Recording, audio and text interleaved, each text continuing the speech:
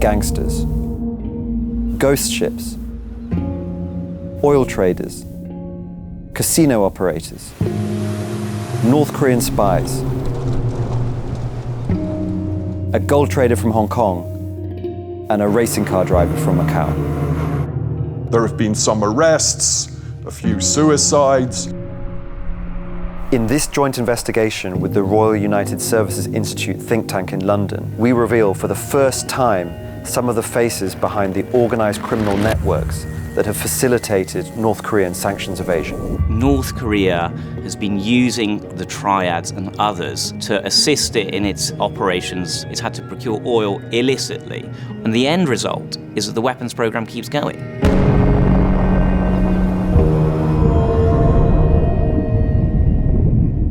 No matter what, they will find oil to fuel themselves.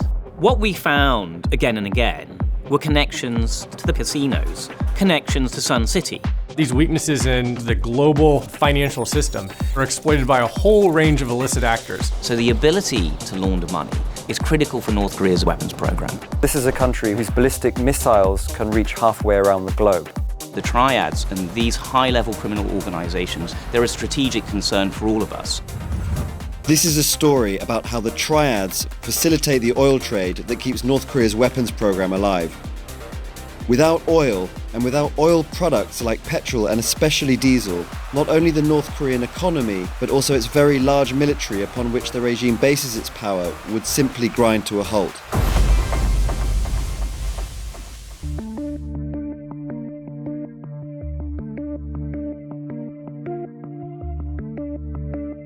My name is James Byrne, and I'm the Director of Open Source Intelligence and Analysis at the Royal United Services Institute in London. I've been working on this investigation for over a year. We've been tracking North Korea's illicit imports of oil, trying to identify the individuals, the entities behind these imports, and how North Korea is evading UN Security Council resolutions. And this brings us to the story of a ship called the Unica. The Unica is really one of the key parts of this story, because it is the tanker that the North Koreans have been able to rely on to regularly deliver fuel to North Korea. They have continued to do it despite all of the sanctions, despite patrols which are conducted by a range of countries. It has been operating in the East China Sea for a long time, and it's continued to do it from the waters of Taiwan, where it meets intermediary tankers that load oil from those ports, and then it shuttles that oil regularly to North Korea, where it is picked up by North Korean tankers and moved into the port. 이 항구에서 하는 것은 다 이제 뭐 위성에도 찍히고 그다음에 통제를 받으니까 이제는 해상에 나와서 배가 그 원유 싣고 온 배하고 원유 치러 오는 배가 둘이서 붙어가지고 이제 선적해서 농개가지고 배를 가져가잖아요. 그런 방법도 하게 되고 그 다음에 또 회사 그 제재받는 회사들은 회사 이름을 변경합니다. They try to use other methods not to be seen, so they do the ship-to-ship transfer in the evening or midnight, or the area that usually the ships are not supposed to anchor down. Now, these vessels can't be tracked. They go dark. The vessels are almost ghost vessels. They live at sea without going into port for months at a time.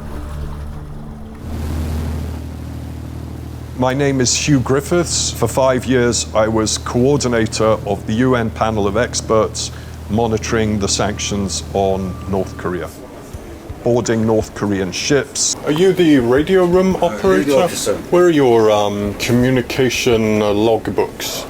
Meeting with bank executives, inspecting seized arms from shipping containers, witnessing the destruction of North Korean weapons, that sort of thing.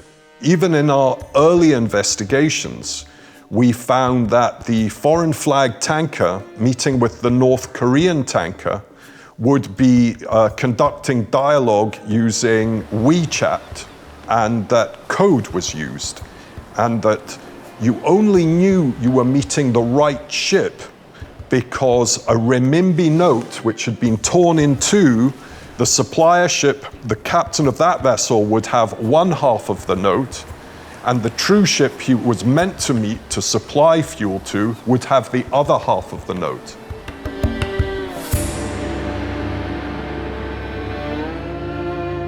It is only by finding out who is moving the oil to North Korea that allows us to prevent them doing it. In order to understand how North Korea procures these oil products, one first needs to understand the methods through which, over decades, it has used irregular and illicit channels to raise money.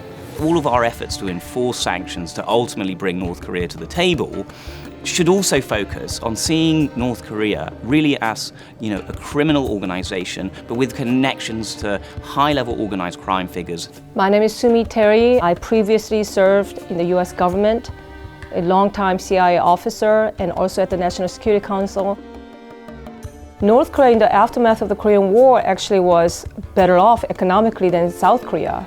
But in the 70s, its economy started performing very poorly. And after the fall of the Soviet Union in the early 1990s, it really suffered economically. So there's no other way to really make money for North Korea other than to turn to illicit activities. According to the UN and outside analysts, Kim's regime sells weapons on the black market, uses its diplomats to move illegal drugs like methamphetamine. They've trafficked in counterfeit American dollars, fake Viagra.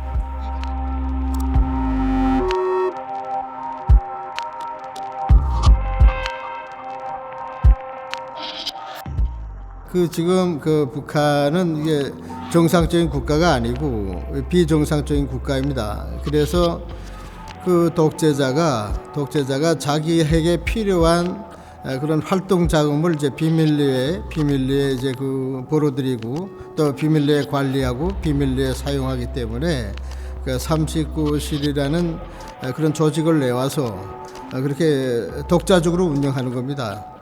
그래서 이제 그게 처음에는 39실이 굼 생산을 위주로 이제 무역 활동을 하면서 이제 돌 수출도 하고 또 아편 재배를 해서 아편 수출도 하고 그러니까 이거 말 자체가 39실은 비밀스럽게 운영하는 그 독재자의 비자금 그런 본거지다 이렇게 볼 수가 있습니다. North Korea's illicit activities range from producing counterfeit dollars, The trade of arms, munitions, producing, making, and selling meth, rare animal species, fake cigarettes, selling ballistic missiles and weapons to countries like Iran and Syria, and even pirated DVDs and pornography. 다 합법적인 활동으로 생각합니다. 그래서 우리가 그 조직 내에서 일할 때는 이것이 정말 국가에 충성스러운 일이고 또 당에 충성스러운 일이고 지도자에게 충성하는 일이라고 생각했지 이게 국가하고 분리되는 그런 일로 생각하진 않았습니다. The less legal your activity is, the greater is your demand for interaction with the local organized crime. So, say, drugs. I don't think that North Koreans has ever sold drugs themselves. They reach local criminal groups and sell the drugs through them. My name is Andrei Lenkov. I've been doing North Korea since 1984, essentially. Visited many times, sometimes have been blacklisted, sometimes not. Essentially studied how North Koreans reinvented capitalism in the last 30 years. Imagine you have a mission. Your missile engineers asked you to get some equipment. Do you expect you to fly to any country and just go to a missile factory? Not going to work. So the only way is to again rely on people who, for a good commission, are ready to do pretty much everything. That is criminal gangs. This historic relationship between North Korea and East Asian organized crime groups is crucially important to understanding how Pyongyang reacted to the oil cap imposed by the UN. Minister and I have talked about the importance of full implementation of Resolution 1718. North Korea's number one goal is regime survival. And for that regime survival, they have to have a strong military. And part of having strong military is also building nuclear weapons program. They will be met with fire and fury like the world has never seen.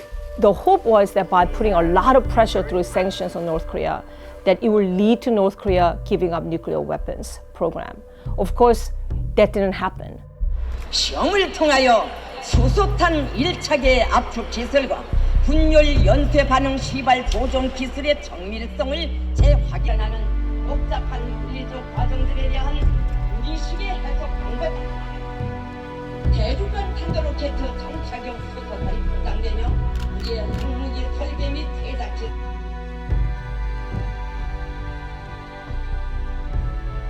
A problem is that North Korea doesn't have oil. So every drop of oil consumed in North Korea is important. You need oil to move your vehicles. And if your vehicles are not moving, your soldiers will not get ammunition and ballistic missiles will not fly either. North Korea's oil tankers, they previously used to travel to China, they traveled to Russia to pick up refined petroleum, diesel, gasoline. But after 2017, sanctions ramped up. You had quite a number of UN member states sending patrol aircraft to document all the ship-to-ship transfers that involved either North Korean tankers or vessels that had already been designated for an assets freeze or a global port entry ban by the Security Council. Some people were designated by the UN, others are now wanted for money laundering. There have been some arrests, a few suicides.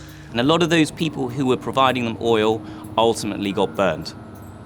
It became more difficult for North Korea to import oil around that time. North Korea's had to adapt. And what are you left with? You're really left with groups that have a high appetite for doing illegal things and who have a successful track record of not only conducting activities that were against the law, but successfully laundering those funds and staying at large and indeed flourishing. And who are those people? Well, it's organized crime groups, such as the triads. In Hong Kong, the local triads, which have always been quite powerful, are quite willing to be engaged in, say, all kinds of trade, including oil trade for the North Koreans, ship-to-ship transfers and whichever. These are the groups that those people will team up with because they provide protection and they can also physically intimidate the captains of ships and the crew of vessels, because if you talk to the authorities, if you turn an informant, you really have to think about the consequences of that. Not only does North Korea have long-standing ties to these organized criminal groups, but we know that these groups are also deeply embedded in an illicit East Asian oil trade. That market is a multi-billion-dollar business. Huge volumes of oil are smuggled annually into China, and the people that are responsible for smuggling that oil make huge profits. Many of the players involved are originally from the mainland of China, and these connections were established with the North Koreans long before the sanctions were actually implemented by the Security Council. We believe some of the most important tankers that have been going to North Korea are operated by a network of people that live and work in Hong Kong with high-level connections to organized crime, to the triads. It's some of the first evidence that's really ever been put out into the open sources that's ever really showed this and how it works in detail. So my name is Aaron Arnold. I'm a senior fellow at the Royal United Services Institute. I'm a former US member on the UN panel of experts. We often found that North Korea would rely heavily on jurisdictions like Hong Kong to facilitate its sanctions evasion activities. Hong Kong's domestic rules and regulations offer a level of privacy to North Korea that allows it to hide its activities. The people who we believe own and operate the Unica, and we suspect a number of other tankers that have been delivering oil to North Korea, are Hong Kong nationals, including one named Gary Chau.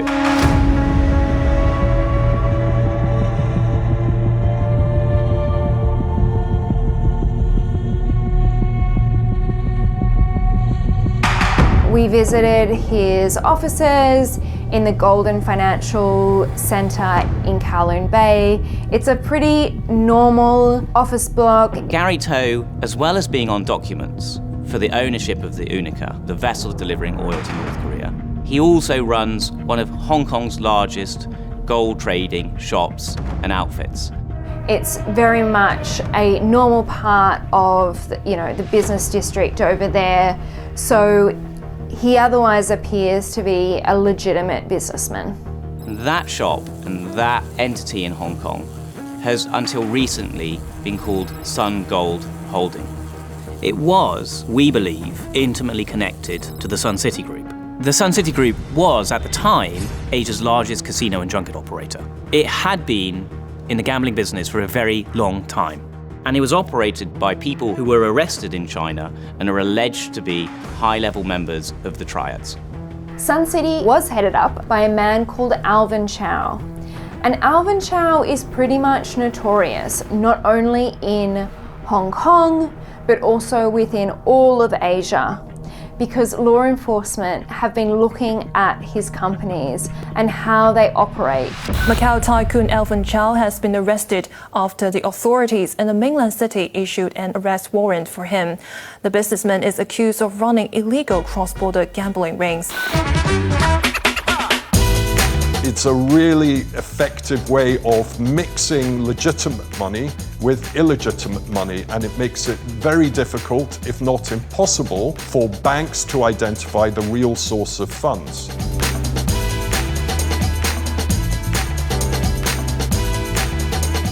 He was allegedly a protege of one of the most famous gangsters in Asia, Broken Tooth. Basically notorious for his role as being involved in the 14K triad, the same group that Alvin Chau is also accused of being a member of. Photographs from social occasions and important business occasions also demonstrate this quite close link between Gary Chau and Alvin Chau. Regularly we find pictures of Gary Chau at events with other senior members of the Sun City Group. People such as Cheng Ting Kong, who's been identified by the Australian authorities as involved in high-level money laundering and drug smuggling. My name is Sharon Ingrid Kwok, and my research area is trust society, and I started doing research since my PhD back in Hong Kong.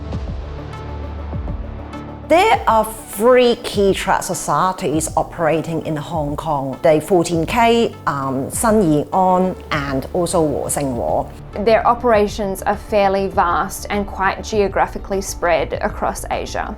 They still do what we call the traditional triad businesses, like, sex industry and also illegal gambling. But in addition to that, there are quite a number of legitimate business they do. And triads are also known for their use of violence, and that violence has been helpful for some casino operators in order to enforce debts. Sun City Group has closed all of its VIP gaming rooms in Macau after the arrest of its CEO. What we found again and again were connections to Sun City, connections to the organised crime groups, to the people in the casinos. The Sun City Group was moving huge volumes of money out of China, into Macau, and even further afield. Gambling is illegal in China. So it's inevitable for them to use the illegal channel to take the money out from China. Sun City was, on paper, basically a gambling promoter. But it was so much more than that. Not only did it have these listed companies, it also had these other networks of businesses across Asia. People who talk about Sun City and law enforcement in the region, in fact, characterised it more as a pan-Asian underground bank, which allowed the flows of both legal and illicit money across the region. The underground financial networks, such as those that were operated by Sun City, are ultimately key to North Korea's abilities to operate abroad. Oftentimes, North Korea will seek out jurisdictions that have secrecy laws that afford the country to hide its identity so that it can repatriate that illicit revenue to support the regime's nuclear weapons and ballistic missile program. So the ability to launder money, the ability to move money through the international financial system without being detected is critical for North Korea's abilities to continue building its weapons program.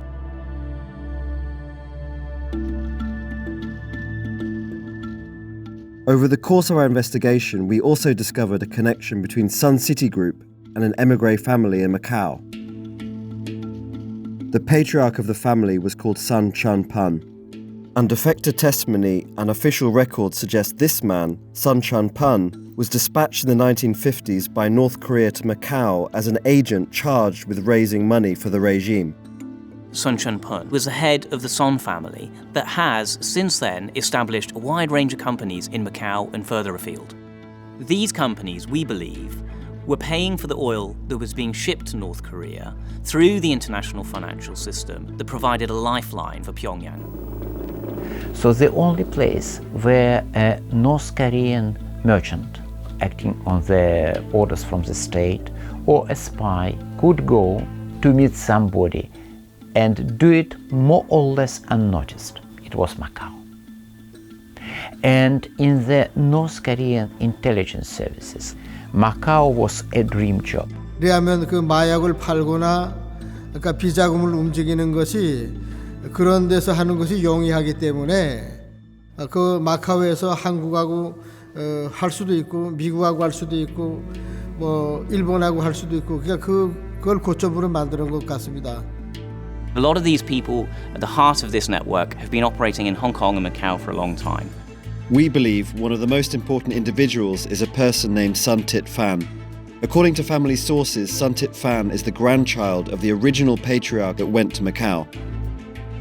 And he's been in business with a number of people who are alleged to be triads and others who are closely connected to identified triads. He's on documents alongside, we think, the owner of the Rugion Corp that's been allegedly involved in smuggling narcotics.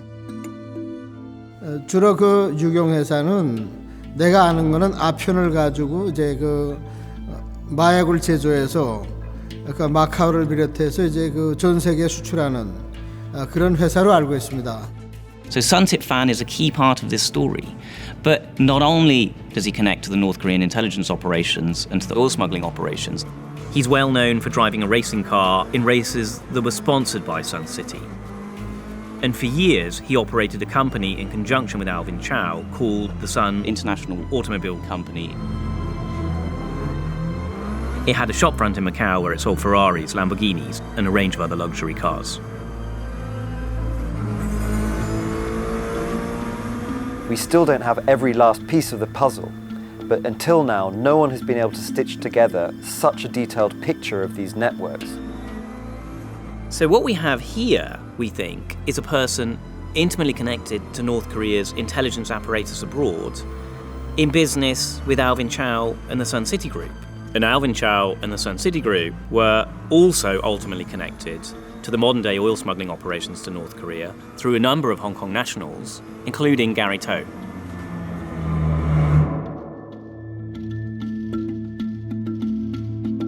This raises a much bigger question, which is about China. Why does China seem to allow this kind of criminal activity to go on under its nose, given that Beijing itself has signed up to these sanctions? China's overwhelming antipathy towards the United States, and by extension, many of the other Western powers, has drawn it into close relationships with countries that are engaging in organized crime or are regarded by the West as international pariahs. When I was on the UN panel of experts, we would often notify China of potential breaches of the sanctions regime unfolding in their jurisdiction. This included things like ship-to-ship transfers, and it was common to not receive a response from China. A lot of the tankers continue to take safe haven in Chinese waters. A lot of these networks continue to move money through the international financial system. But the starting off point are nearly always Chinese banks that hold accounts secretly controlled by North Koreans. So the North Koreans have a lifeline. North Korea represents a real conundrum for China. On the one hand, China fought with North Korea in the Korean War in the 1950s, and North Korea shares a border with China. But on the other hand, North Korea's nuclear missiles are seen by Beijing as the crucial pretext that allows America to maintain its aggressive forward posture in Asia. In 2017, China and Russia were able to cooperate in imposing the oil cap on North Korea.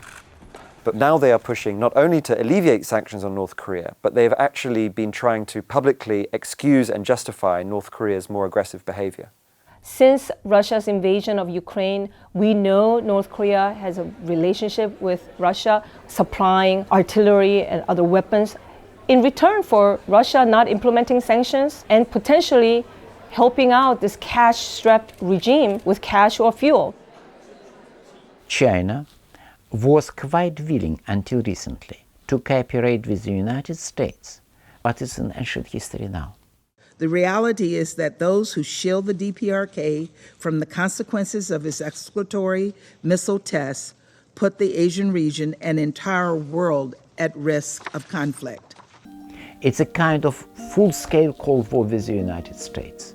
So, they see no reasons why they should press North Korea, creating potential for instability near their borders. They need North Korea to be afloat. They need Korean Peninsula to be stable and divided. 半岛就在中国的家门口，中方衷心希望半岛稳定而非生乱，不愿看到半岛问题陷入恶性循环。90% of North Korea's trade is with China. If China really wanted to cut off trade, cut off oil, cut off fuel, cut off supplies, food, they can do that. But of course, China is not willing to do that. 이거는 그 북한 김정은이가 곱다기보다는 북한이라는 그 땅덩어리가 중국의 그 자기의 핵심 이익을 지킬 수 있는 완충지대로 생각하는 겁니다. 완충지대. 이건 분명히 제가 그 중국 사람들한테 들은 얘기입니다. 예.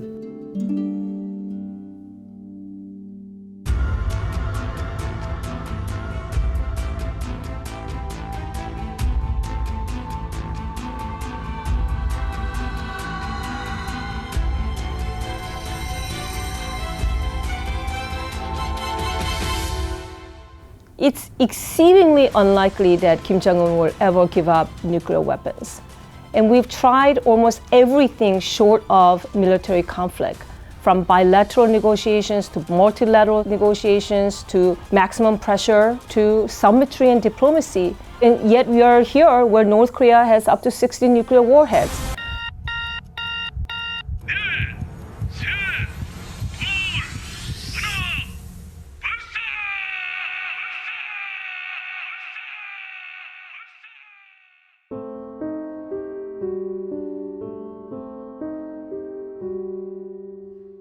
The missile and nuclear development, these programs themselves are already concerned for Japan because it's just neighboring country.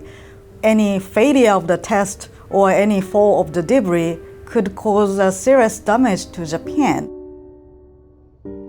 Just imagine who wants your kids to tell, this is a missile alert. Anytime if you hear this, you have to find the underground shelter. Who wants to, their life like that in any area of the world? Look, back in the 1980s, they were seen as a joke. But what did happen to the ruling elite of other communist countries? They are in the proverbial waste bin of history. But North Korea is still run by the second and third generation of the same elite, and likely to be run eventually by the fourth generation as well.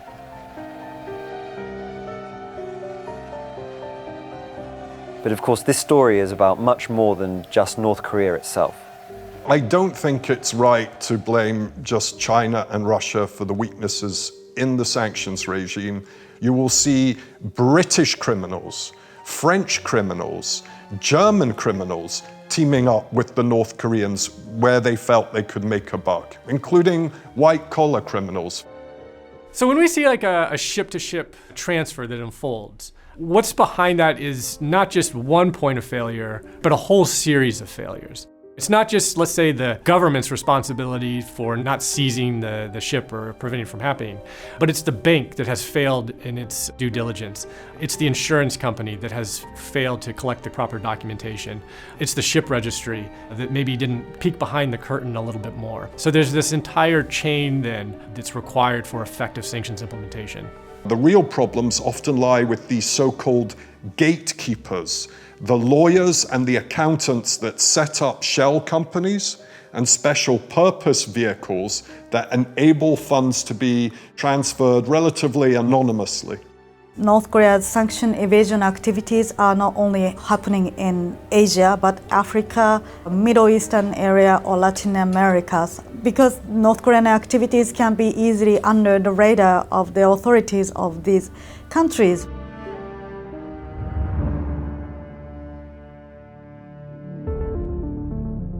The end result is that the weapons program keeps going. The nuclear program keeps going. It doesn't abate. And so we need to step the pressure back up. We should recognize globally that this is now an organized crime problem. And we should try and diffuse some of the national tensions and the blame game around sanctions and encourage international law enforcement cooperation based on solid criminal charges that would result in convictions to send a very clear message to certain high-profile individuals. 그러면 이거는 우리가 할 수 있는 방법은 그 나라에서 그걸 제공하는 회사들을 찾아서 그걸 제재해버리고 그 나라에도 경고를 줘야 됩니다. 왜냐하면 그 회사들이 다 그 운행들이 이 불법 활동의 연주가 된단 말이에요. 그래서 그런 운행들도 그렇게 하면 다 제재를 가하고. Western countries could do a lot more. At the moment, the UNICA continues to sail to North Korea, but the only countries to have sanctioned it are the European Union. The United States has not sanctioned it, and critically, the United Nations has not sanctioned it, despite being well aware of the fact that it continues to deliver oil to North Korea. We think we should more aggressively target these networks, and we should also target the supply chains that are helping the UNICA getting oil to North Korea. All of that could be done and should be done. To get really truly effective action, it's going to be up to the law enforcement agencies of particular member states, including the People's Republic of China. There's no question that the central authority of Beijing and of the Communist Party is directed to try to clean up this type of institutionalized crime, but it certainly still exists. And the question is, will a more opaque China, such as I think we're now going into, create more shadows, more nooks and crannies for members of organized crime groups to thrive in? The issue of the operations of the triads of the Chinese organized crime groups is not just a criminal issue, it is a wider strategic issue, and it's something that we should all take a lot more seriously than we're currently doing now. When it comes to dealing with the holes in the global financial system, there is lots that can be done to sanction individuals, companies, middlemen, even catch and arrest criminals. But the brute fact is that sanctions haven't worked, diplomacy is going nowhere, and North Korea responds very badly to threats of force. So when Kim Jong-un appears with his young daughter and sends the message to the world that he's not going anywhere and neither his nuclear weapons, this raises the question, is this something that we're going to have to learn to live with?